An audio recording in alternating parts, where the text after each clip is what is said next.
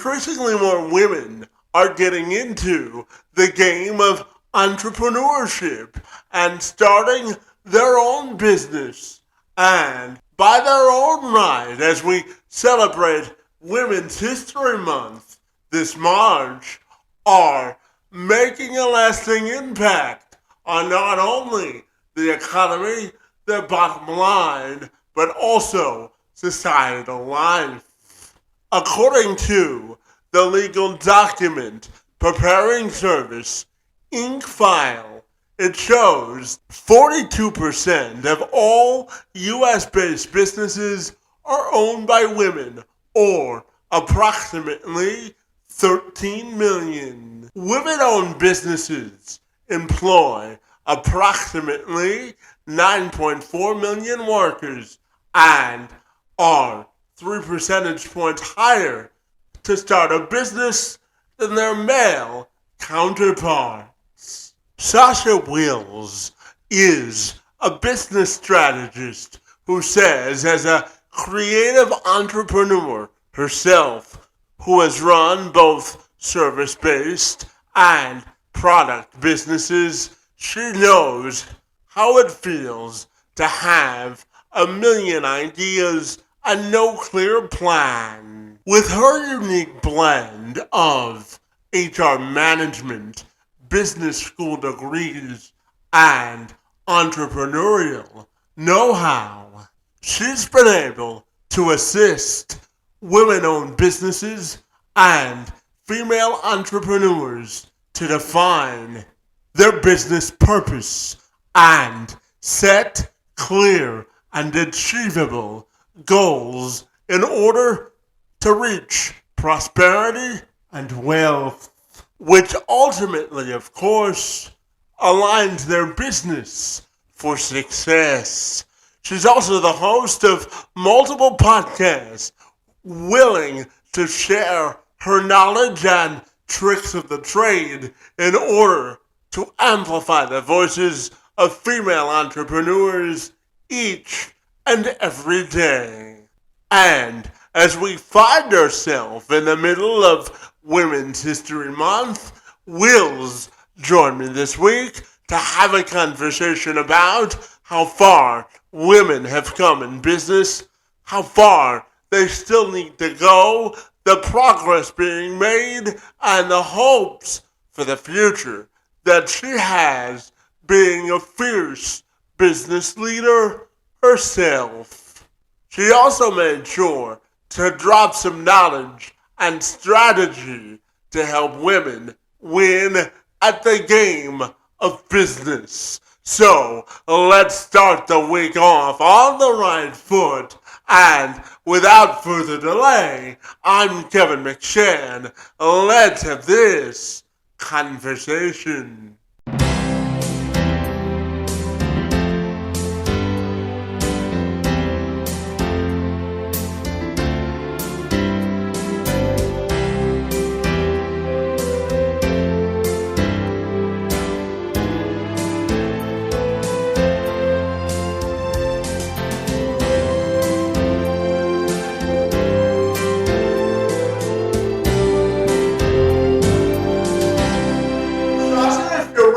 I'll take a moment to welcome you to the program, and I'm super excited to learn how you help women build thriving businesses. Great to see you this morning, and happy Monday.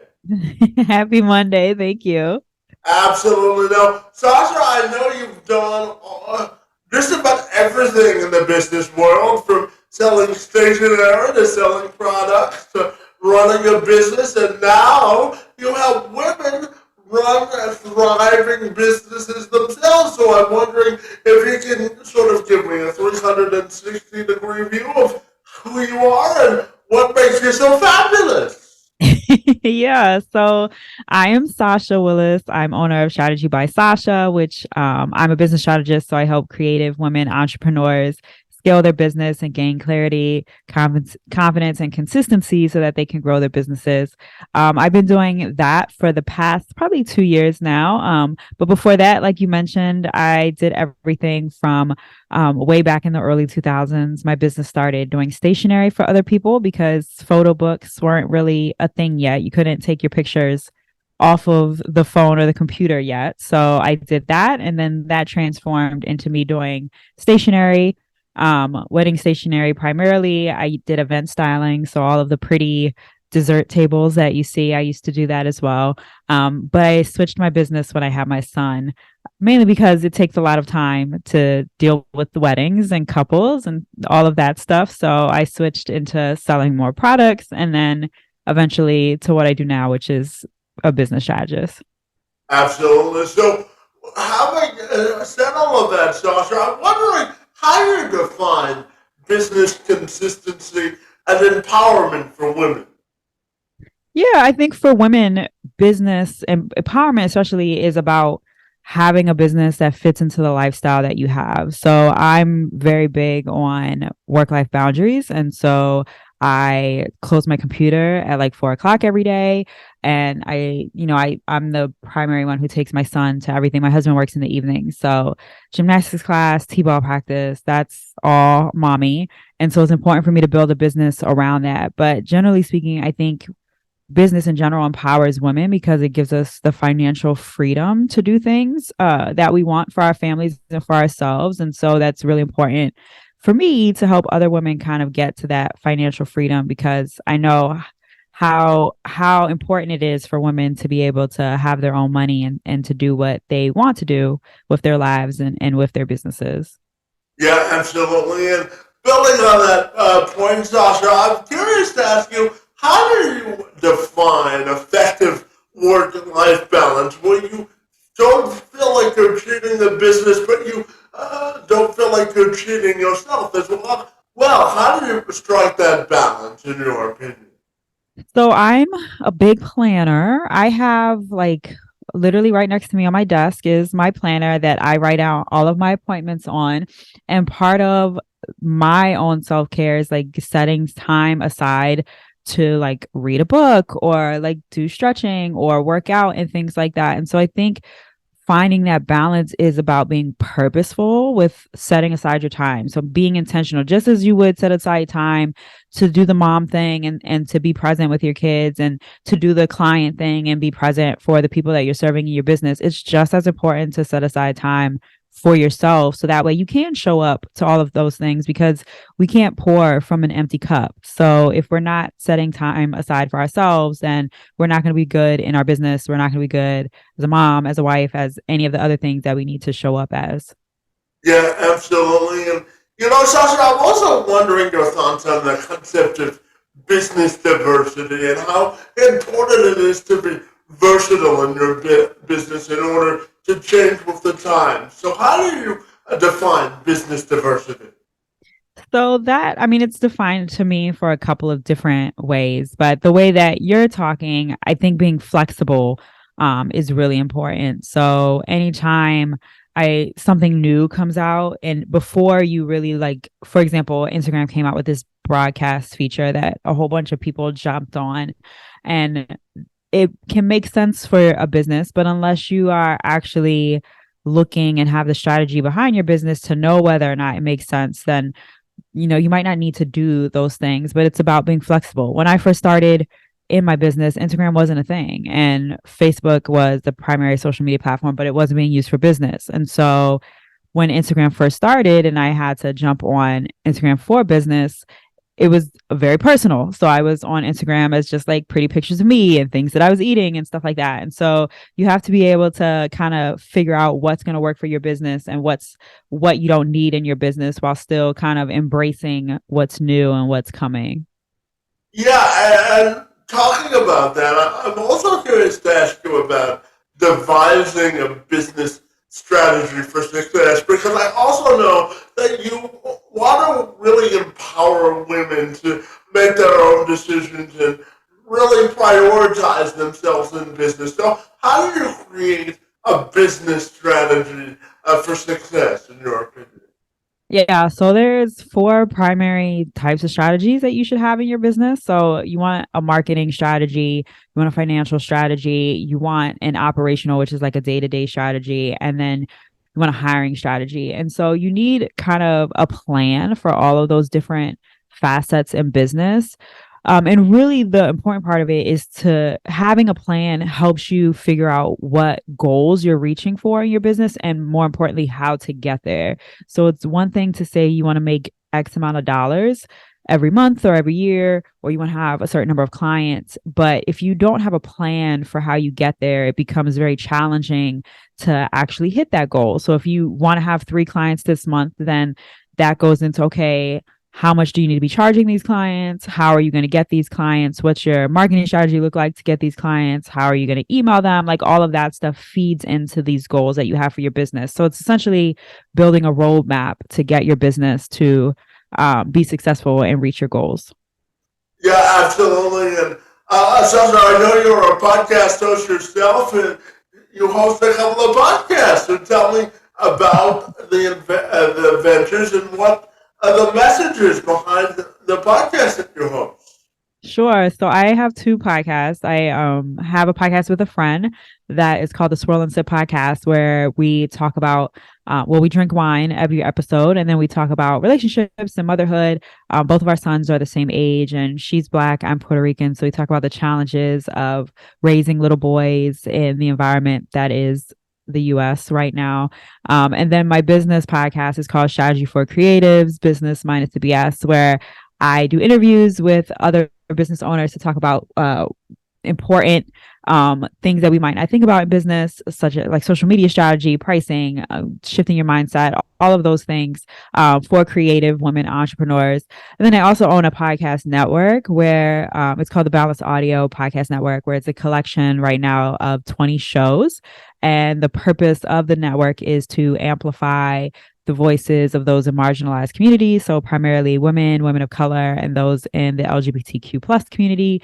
And it's just a way to collectively pull together resources to get more of those voices heard, because podcasting is a great medium to hear from people you might otherwise not connect with.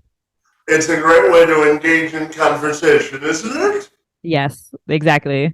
Absolutely. And Sasha, since you brought it up, I'll ask you about raising kids in today's society because, Sasha, I'll share just a bit about myself. I'm 34 now, and raising kids when I was a little guy is a whole lot different than it is now. Would you agree with that? It's very different. It's not at all like how when we were kids. I'll be 37 this year, and technology and just the environment is so much different than what I remember. Probably being blissfully unaware of a lot of things going on in the world, but my husband's Black, and so my son is an Afro Latino, and so trying to raise him so he could see how beautiful he is and be proud of his culture and where he comes from is something that's really important to me, and especially just with how the world is right now.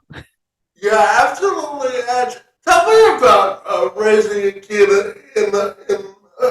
after the pandemic and really trying to not sort of shield your kid, but also making sure the vices that are out there today, that social media and all of the other stuff that's on TV. How do you make sure that your kid is really developing in their own sort of person and not influenced so much from outside sources?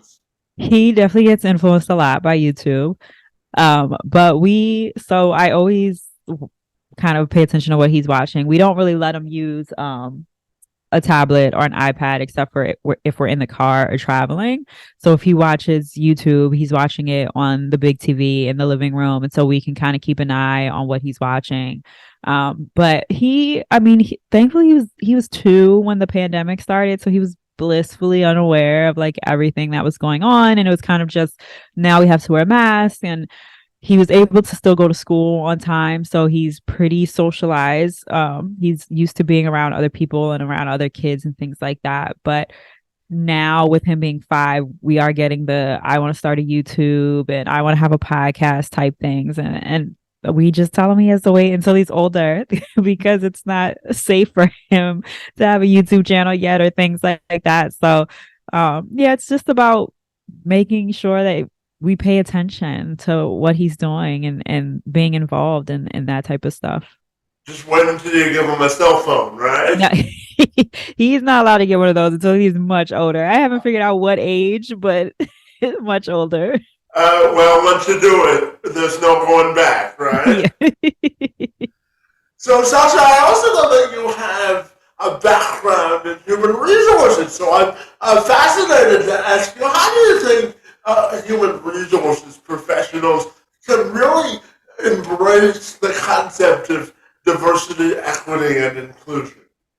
Yeah. So my day job is in HR, and it's of course lots of conversations that have been happening for the past several years about DE and I and changing workspaces. I mean, the biggest one right now, of course, is like the return to work and how people work at home versus how people work in an office. But I think it's becoming more and more apparent and important that the world is filled with people with a lot of different viewpoints and a lot of different opinions and that look very differently and have different experiences, and that having that in your organization makes the organization better because it brings in new ideas, it's bringing in new viewpoints, things that people might not have realized. I mean, if you look at any sort of like advertising campaign, you can tell if they didn't have a diverse group of people working on it.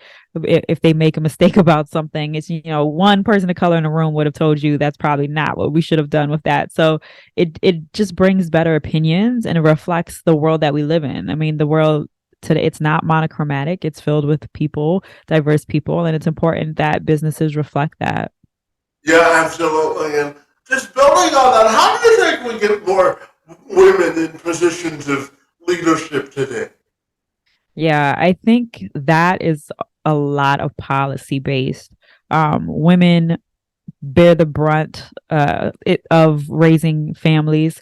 Thankfully, that is, I think, starting to change with people in our generation. My husband is very active when it comes to parenting, but I still have to pick up a lot of the slack. And that is for a lot of women. We get penalized when we have to leave the workforce to have kids, and trying to come back into a workforce that's not as accommodating when you have to do school pickups and drop offs and take kids to practices and things like that. It can be a challenge. So allowing flexibility in workplaces, I think, would bring more women into leadership, and understanding that, at least in my opinion, work isn't 24/7, and that it's just important to be able to give people the time to have a life outside of work. And having those work life boundaries, I think, is how you kind of promote that more women.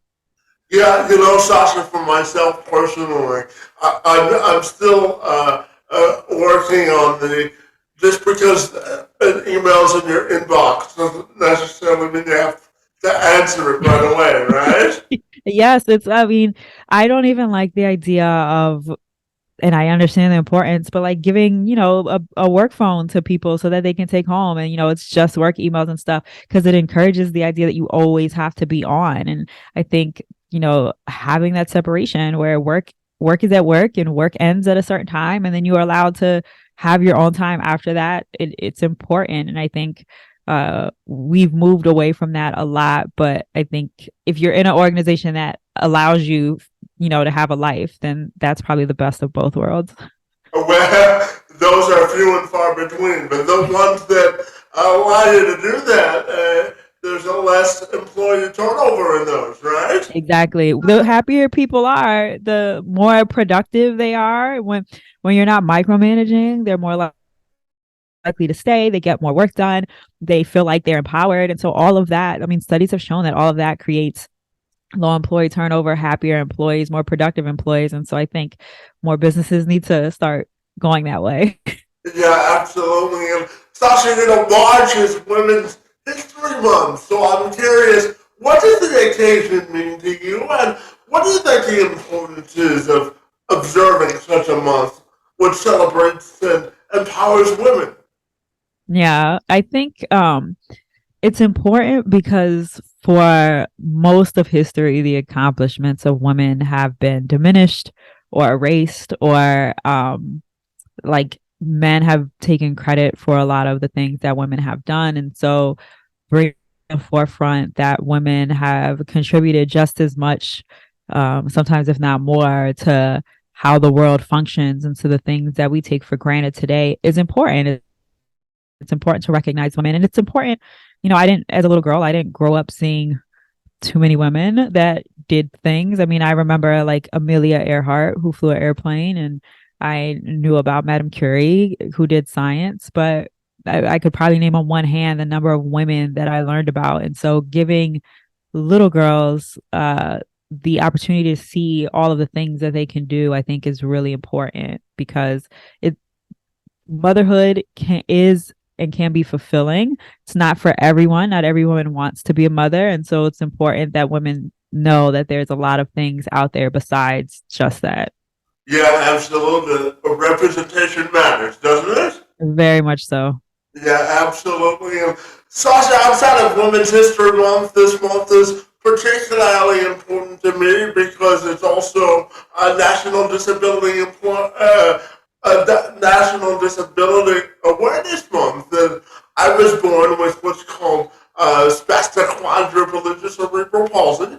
Simply means that I don't have enough oxygen in my legs to walk normally, and I found out at 9 years old, Sasha, that I wouldn't be able to walk without assistance for the rest of my life. But I always tell myself that I don't let my personal restrictions sort of limit my personal achievement in life. So tell me about the importance of recognizing the contributions of women with disabilities in the workforce and in societal life as well, because that's also important, isn't it? Yeah, I think so many people diminish those who have disabilities just because they are different than what we see. And I mean, you said it's about representation. The more you show that people who are different have contributed all of these things to the world, then it stops the other of people. So it's important to broadcast that. I mean, my father, when before he passed away, he was in a motorcycle accident and he lost one of his legs. And so he had to have a prosthetic leg. He could only walk with crutches if he didn't have his leg on. And it kind of opened up the world to like, oh, the world's not really made for people who have disabilities and who have trouble getting around and things like that. And so it's important that we amplify those voices and that we let them know that different doesn't mean like there's not the ability there. Like just because people may need certain helps with certain things, like even if it's learning disabilities and things like that, or you might need help, but that doesn't mean you're not capable. And I think for a long time that was the narrative, is that if you are disabled, you can't live a life like anyone else, and that's just not true. And so I think it's important that those stories continue to be told and amplified, so more people can understand like contributions of other people. Yeah, absolutely. And Sasha, I'm also curious to ask you, how do you think the business landscape has changed for women and the mindset that women have to have today in order to be successful in business? What are your thoughts there as well? So I think when it comes to like traditional business, it's still a challenge. If you're talking about working in an actual organization, it's still can be a challenge for your voice to be heard as a woman, for your ideas to get heard as a woman. I think as more and more women have entered the workforce and have rised up to leadership, that is slowly starting to change. But I think the landscape has changed tremendously with the ability for women to create their own businesses, because it allows women the freedom to do things that can earn money outside of anyone else's decision making. And so to me, that's kind of been like the real revolution. Is most small businesses nowadays are started by women. A lot of them are started by women of color, and so it's giving people the opportunity to change their entire life just by having a business where they're not beholden to someone else. Yeah, absolutely. And, Sasha, you also say that creative women don't always have the tools in their toolbox to start and sustain a successful business. So tell me about the difference between being creative and being a successful business person because there is a distinction between the two, isn't there? Yeah. So most creative individuals are really good at whatever their craft is. Like I mean, if you're a graphic designer, you're good at graphic design. Most of them are not so good at the back end of running a business and doing all of the things that running a business entails. And so it's important if you want to be successful by being able to do your creative whatever it is that you also understand how your business works because you can be selling yourself short. You might not be pricing yourself well enough if you don't understand the money, how much, income is coming in versus expensive and things like that. If you don't understand the marketing, you might feel like you're just throwing things out there and you're not really speaking to anyone, which can affect how you get clients. And so it's one thing to be really good at designing or really good at whatever your creative endeavor is. But if you don't have the necessary tools on the back end, then most likely you'll end up just having a hobby and not really a successful business. Well, I mean, you have to. I always tell people when I talk about business success, you have to embrace the grind, don't you? Yeah. Business is not easy. It does take a lot of work. And so everything that is outside of what we do creatively takes time and energy and work. And so it's important to be just as involved in that piece of your business as it is doing the actual creative piece of your business. Yeah, absolutely. And Sasha, for you, what's the best part about being a mom? And sort of, what's the foundation that you want your son to see when you go to work in the morning? What sort of example do you want to set for him? Yeah, my son is amazing. He's such a sweet little boy and so loving and kind and thoughtful. And so like that's the best part about being his mom is just seeing how his little personality grows every day and how much he is learning and just taking into the world. But I want him to learn or to see it's particularly when it comes to me that, mommy does work and mommy has this business and but that mommy also makes time for him and his daddy and family and fun and friends and things like that because I want him to understand how important women are and how much women do, but also that mommy wasn't always just working. Like mommy took time to close the computer and have fun with him, and so it's about that balance that I want him to really appreciate. Hopefully, that I'm teaching him. Yeah, absolutely. And, it leads into my next question about mom guilt, especially for working moms that have to go back to work to support the family, but they feel as if they're sort of shortchanging the kids that they have to leave. So how do you advise women to really get over, not get over, but manage their mom guilt, knowing that going back to work is something that they want to do for themselves as well?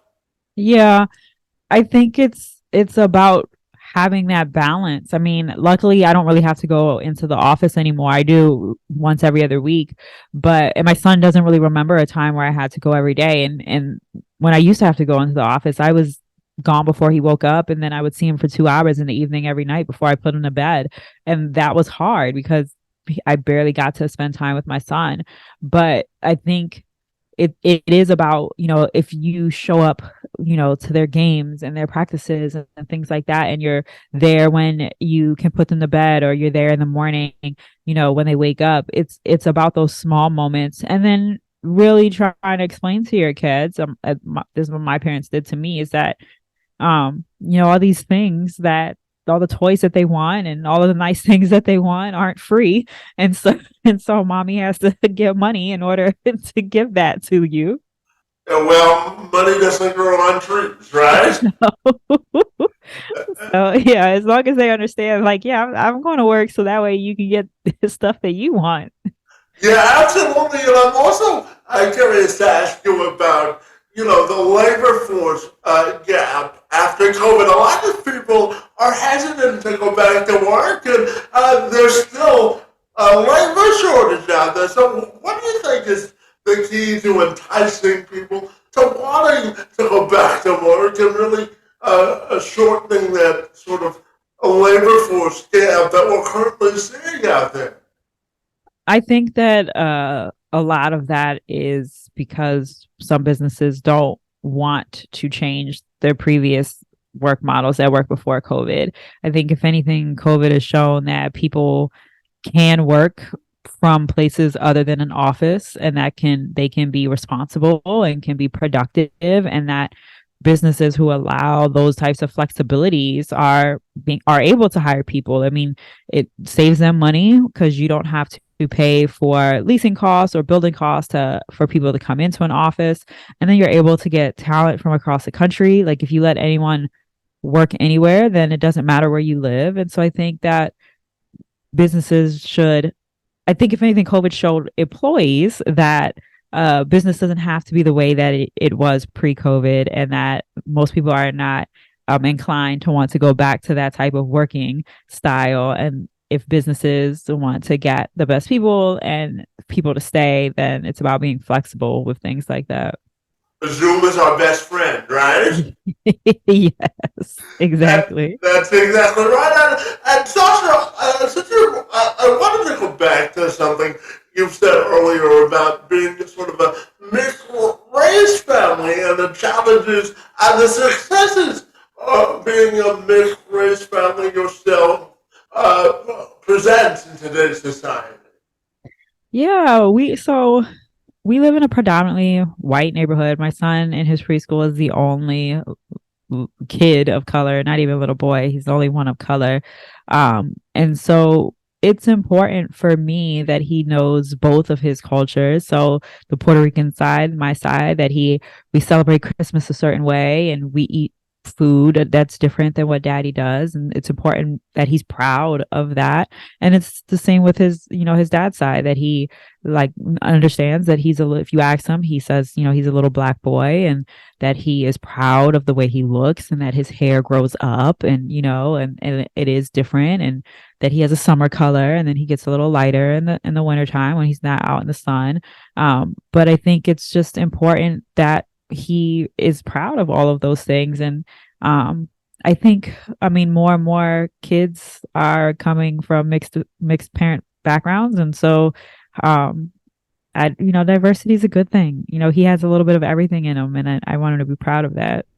Yeah, the strength and diversity of perspective, isn't there? Yes, exactly. Like he understands being Spanish, he understands being black. So yeah. And it'll provide him a little bit of self assurance and being assertive in life, being Puerto Rican, right? Exactly. Yes. Absolutely. Sasha, my final question for you has to do with your own individual or personal legacy and how you want that to be defined. Yeah. So and when it comes to my business in particular, I mean, I want to have a legacy of being able to help women, and that I gave women the tools that they needed to be able to grow their business and be successful. My own personal legacy that I want is really through my son. I want him to see that mommy was fulfilled in her life, and that she was happy, and it wasn't always about him. It wasn't always about daddy, that mommy took time for herself, but that ultimately, that if he grows up, being a happy person, whatever that looks like for him as he gets older, then that means that I did a good job somewhere. Yeah, absolutely. And Sasha, finally, tell me if people want to get connected with the good work that you do, what's the best way they can do that? Yeah, so you can come to my website. It's strategybysasha.com. And then I'm pretty much on social media, Instagram, LinkedIn, Facebook as Strategy by Sasha. So you can follow me there.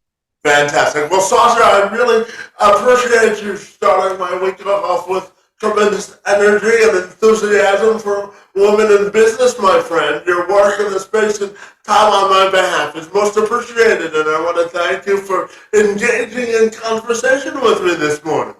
Thank you so much for having me. I really appreciate it.